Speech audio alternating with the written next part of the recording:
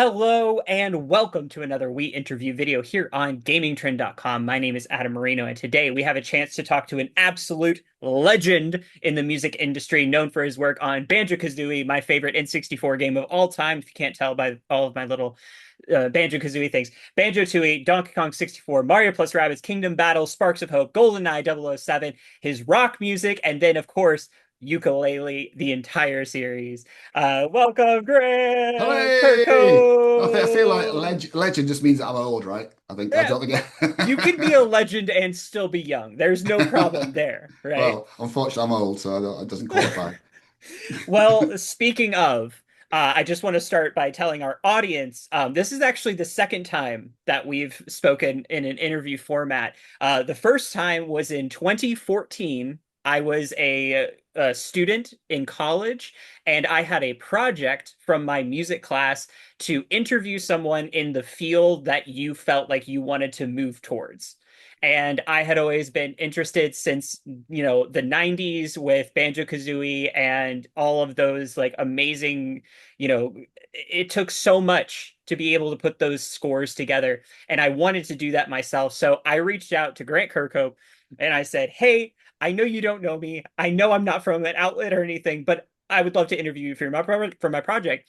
And zero question, zero nothing. Just, yeah, sure. When do you want to do it? I feel like And I know, but honestly, I really do try to do that, right? Especially when college kids and stuff want to talk to me, because I always feel like if I could have talked to somebody who could have helped me back then when I was starting out, it would have been fantastic. So I always think that it's worth doing it, and I don't mind doing it at all. So I'll probably get like 8 million emails now, but I do really try to do that. So I am genuinely interested in that. it definitely meant so much. And then, like, I mean, it's 2025 now, so we're talking over a decade. And now Wow. I'm doing Yeah. interviews for Gamingtrend. I'm writing music with my friends. We're all doing different things, and you're still rocking and rolling, making music for I'm still iconic croaking video along. games. Yeah, that's right. Yeah. So, the first question I really want to ask you is, when discussing your career, I would be remiss not to discuss your work with rock and roll, long hair and all back in the day, and you still play live now. How has the genre inspired your work throughout your career, and how has it maybe helped you make your scores in the past and now? I think all your influences bleed into what you do, right? You can't help it. It's just the way it is.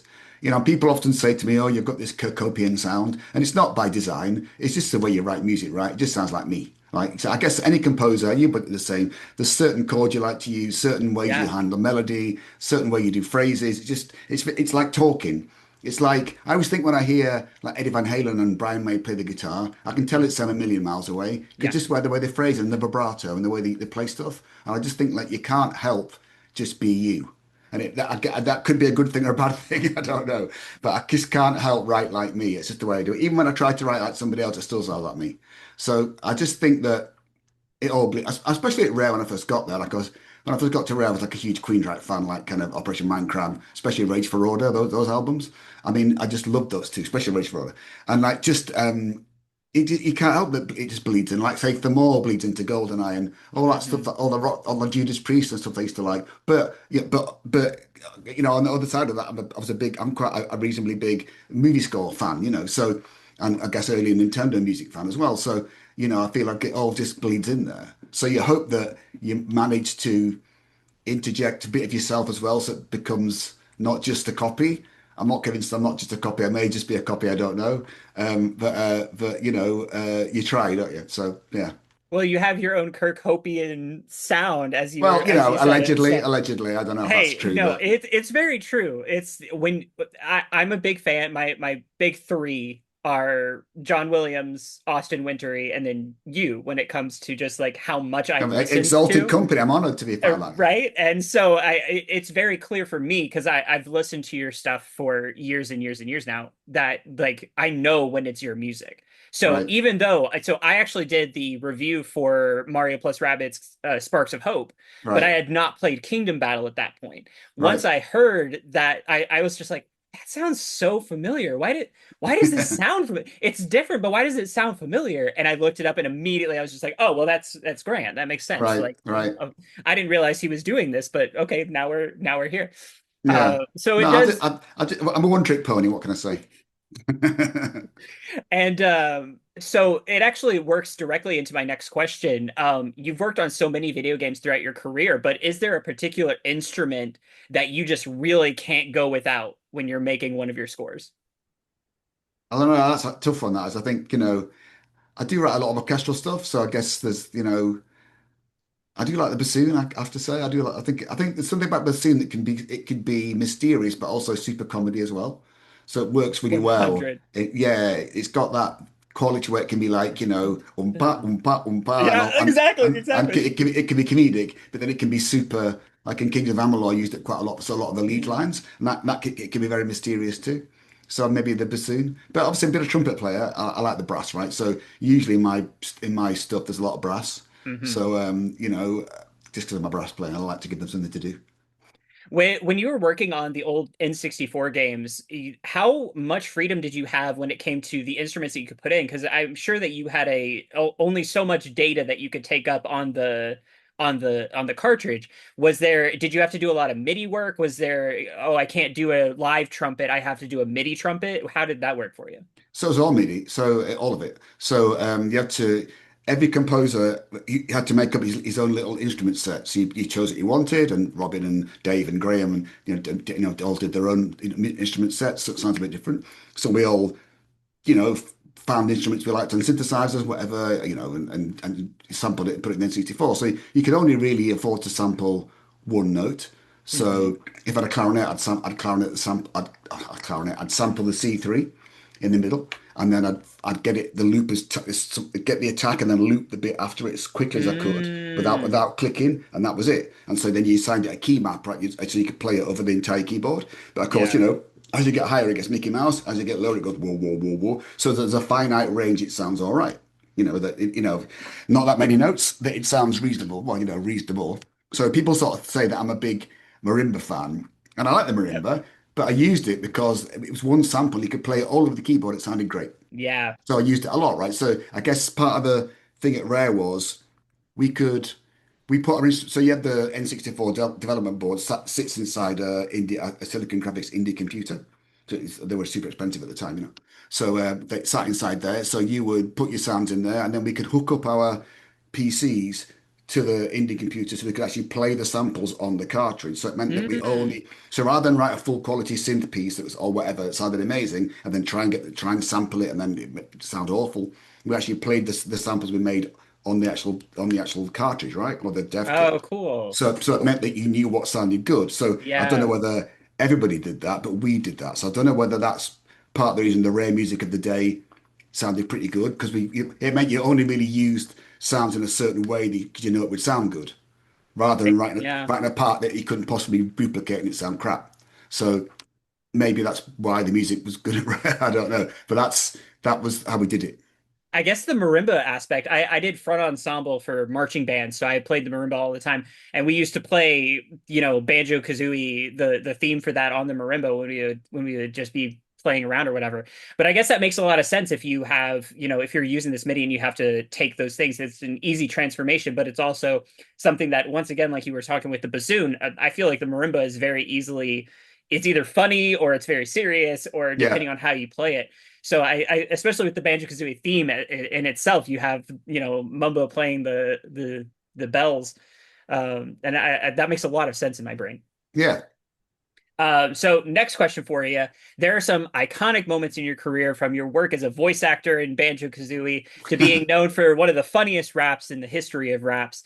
What would you say is the thing that makes you such an icon, and how does that maybe come out when you're talking to fans? Is there something that people are, as soon as they see you or realize, this is Grant Kirkhope, they're just like, oh my gosh, you did. Yeah, I have started doing conventions this year. I haven't really done that before. So I've done like six, I think, so far. Wow. And so, yeah, I've got another 5 or 6 to go, I think, this year. But it was me trying to get out and be a bit more sociable because my wife said to me, you just sit here all day writing music. You never leave the house these days. You've got to actually go outside and bring some fresh air. So I said, Yeah. all right, I'll do some of these conventions. And, I've met such a lot of people over the last few months and it's been super nice and people are really nice. And, people walk up and say, I really love Mickey Mouse's Castle of Illusion. You think, well, no one really played that. Or something, a lot of people say Banjo-Kazooie and all the ones that and Goldeneye or Hmm. My Rabbids or even World of Warcraft stuff I've done. But it's you do get the full gamut of think, oh God, I didn't think anybody would even listen to that, which is crazy. So I feel like I always think that it's, to getting tied to the DK rap and the GoldenEye watch pause music, which is kind of people that love those two pieces, right? Yeah. Sometimes I think, oh, I've written this great orchestral stuff. Why don't people listen to that? That's just great. But I've realized that it really doesn't matter. I think what matters is, well, not even matters. It's just for anybody in the world to like something that came out of my brain, just one thing, Yeah. right? That's amazing, right? Just one person, never mind a few people. So I think that that's not lost on me, And if you get known for anything, I don't care what it is, how fantastic is that? It doesn't matter what it is. If you made the loudest fart in the world that got recorded, I don't care. But it's just to be known. This is a gigantic world, and everybody these days is trying to be known all the time. The influence and all that, all the TikTok thing, all that generation. It's like so for me to be this ripe old age and still to be remembered. I'm still working to this day, Sure. hopefully so far anyway. So, but it's fantastic, and I feel like for me to be all the composers that are like Dave Wise, William Norgate, and Robin to be at Rare at that moment in time, which was such just a fluke thing that happened, Yeah. and that the Rare really blew up at that moment in time, and everything we touched turned to gold. I mean, who would have known that? So, I just think it's one of those. I don't know. And you did say one of the most iconic rap tracks of all time. I feel like it's the worst rap track in the history of rap tracks, not the most iconic. So, You say that, but it's I mean, true. we're not gonna. I don't know if we can say the actual thing or not. But there was a reveal the other day in which that rap was featured, and the amount of time, like immediately as soon as I heard that, I was just like, okay, what's Twitter saying about this? Yeah, it went And crazy. Yeah, yeah, I it know. went crazy, and then immediately you were just like, I know. and I was It's just like, that. I mean, how crazy can it feel that something that you wrote back in the 90s is not only still iconic to gamers, but is recognizable just from the little bit that we heard?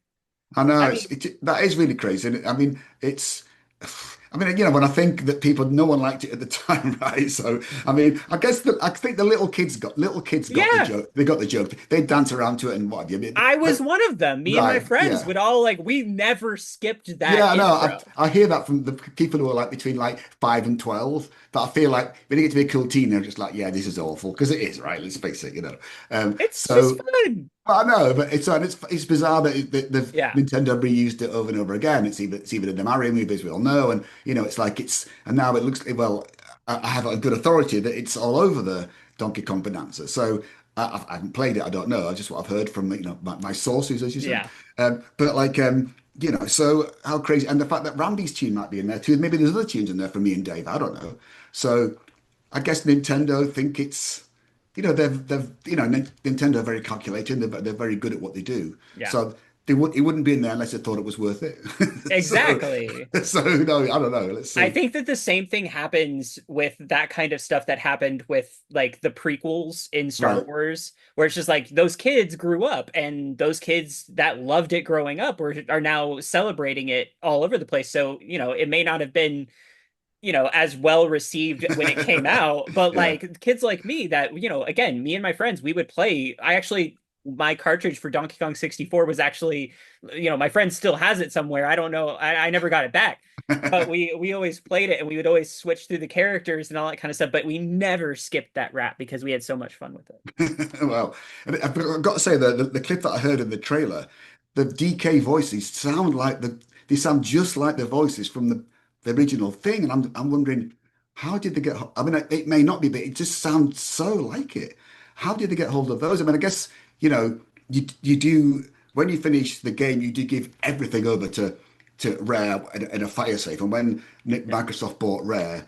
The deal was that Rare kept all the IPs but gave DK back to Nintendo. So they may have given them they may have all the source material, the actual full quality waves, because Yeah. otherwise they're only going to have ADPCM compressed samples out of the cartridge, which don't sound great. So I've got to say those voices in the Donkey Kong bit, I can hear a particular guy called Chris Peel, who was at Rare, in a very booming voice, and it just sounds exactly like him. So It may not be, but it does sound very like the original samples. We're gonna have to get to the bottom of this because I I need to know. know.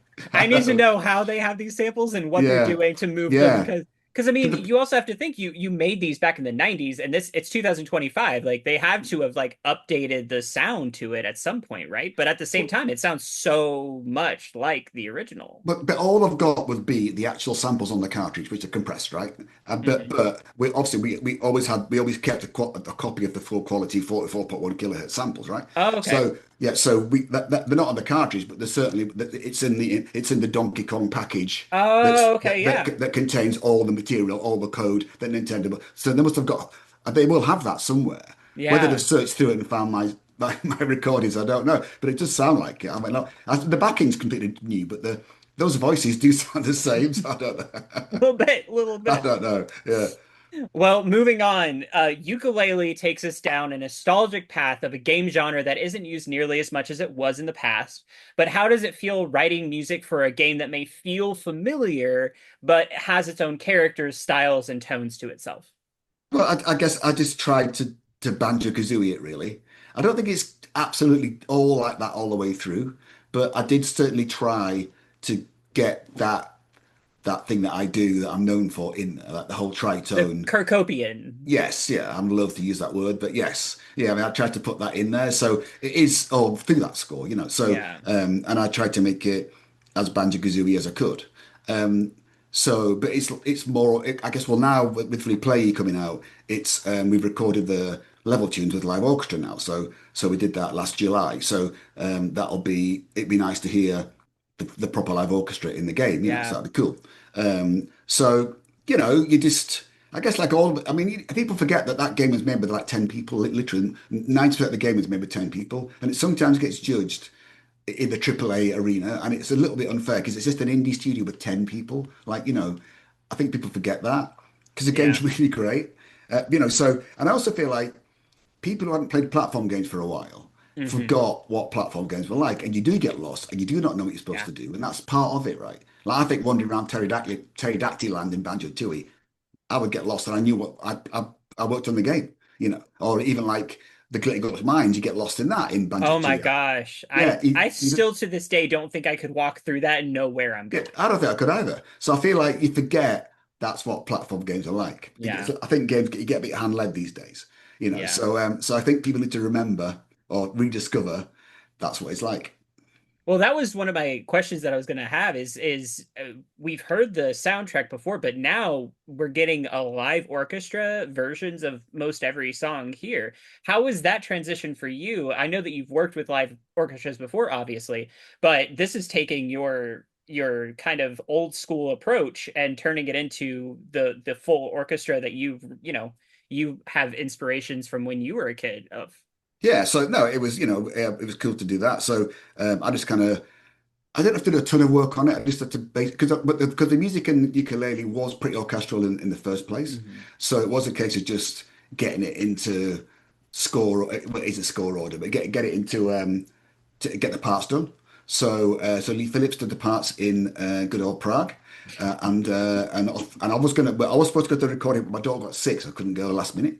But I know that the audio director and the two audio guys, Matt and Dan from Platonic went, and I think a couple of us guys went too to take some footage, I think as well.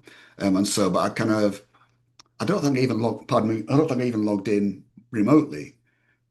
I don't think I did. No, I don't think I did. But I heard the takes, so that's all great. Yeah. And the Prague people, I've been there a ton of times, so I know they're all good. So you know, it turned out great. It was really, really great. And Gareth, oh God, Williams or Edwards. God, I forget his second name. In the UK, mixed it. He mixed the Viva Pinata stuff, the Nuts and Bolts stuff, Kings of Amalur stuff. So I've just worked with him again on something else. I've just done with him. So he's a great mix master guy. So yeah, so it sounds fantastic. So you know, it's going to be, but it had to, you know, obviously, but all that channel fade stuff goes on in Yooka-Laylee like it does in banjo. So it had to match up. So you're gonna have to have that live orchestra's got to be able to fade to other versions, right? Hmm. So those two audio people, not Gareth, Matt and Dan took care of all that. So I haven't heard it in the game.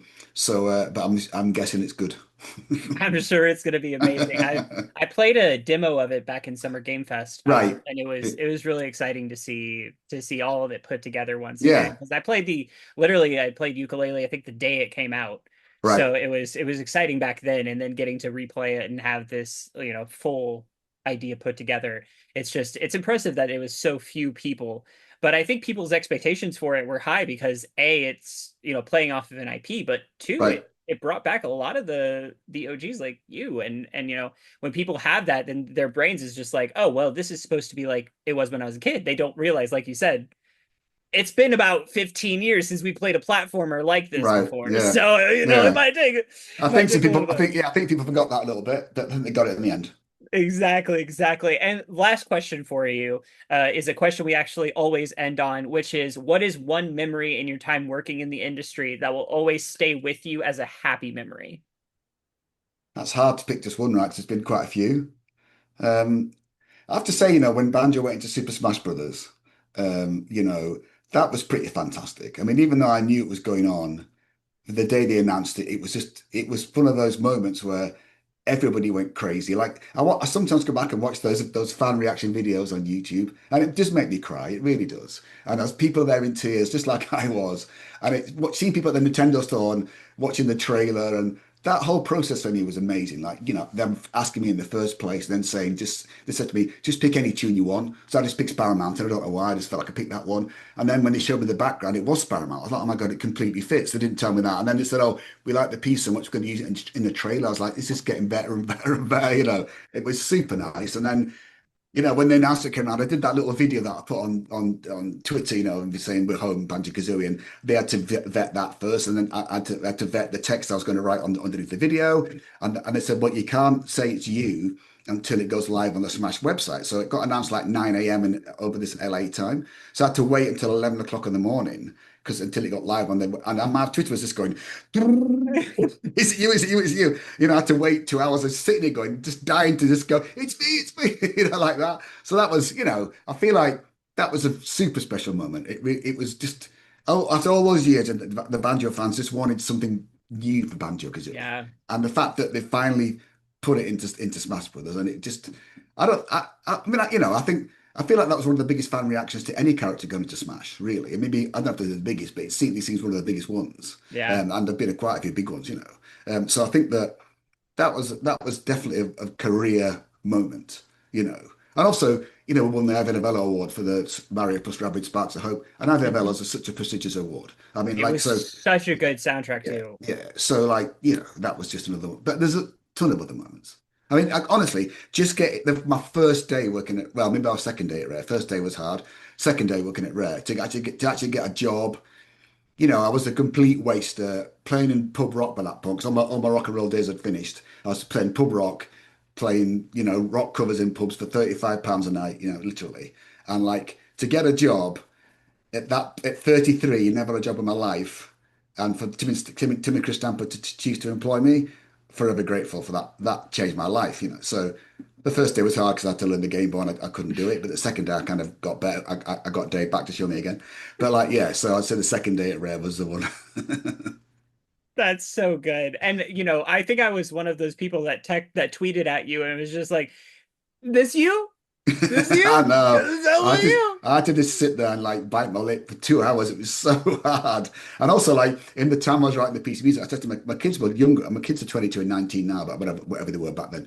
But I said, you just can't say a word about this because they saw what I was doing. I said, I tried to keep it, but the peak it ever now. I Yeah. said, Max and Holly, I said, you just cannot. I don't care. This is one thing that you cannot tell your friends at school. You absolutely have to swear absolute secret. And they did manage it, which is rare for those two, but they did, Cutting yeah. close Yeah, with yeah, kids. yeah. Mm. But Grant, thank you so much for a second interview with you after all these years. Everybody, you're going to be able to hear everything that Grant was talking about from Yooka-Laylee very soon, as well as you can see, you can hear all of his other amazing stuff everywhere that you possibly can. So thank you so very much. Any upcoming stuff that we should look out for past Yooka-Laylee? So actually, there's a VR game that's been released called the Phoenix Gene. and it's actually by Michael Cawood and his wife. So Michael Cawood was at Rare when I was there. Nice. He was on Star Fox Adventures. He'd been there for a good while. So Mike's so he since moved to Hollywood years ago and worked as he works as the previous supervisor. So he does all the previous stuff for like Planet of the Apes and giant movies like that, and Bumblebee and giant stuff like that. And he just chose to make his own. He said, "I'm just going to make a game." And like to go from that to just learning how to make a game and do it in VR, I just don't know how he did it. And he got a team together, people all over the world. So it's just come out, I think, last week. So it's Wow. I've never done a VR game before. The Phoenix Gene by Phoenix Hero Gene. Mate, not Hero, yes, Hero Mation.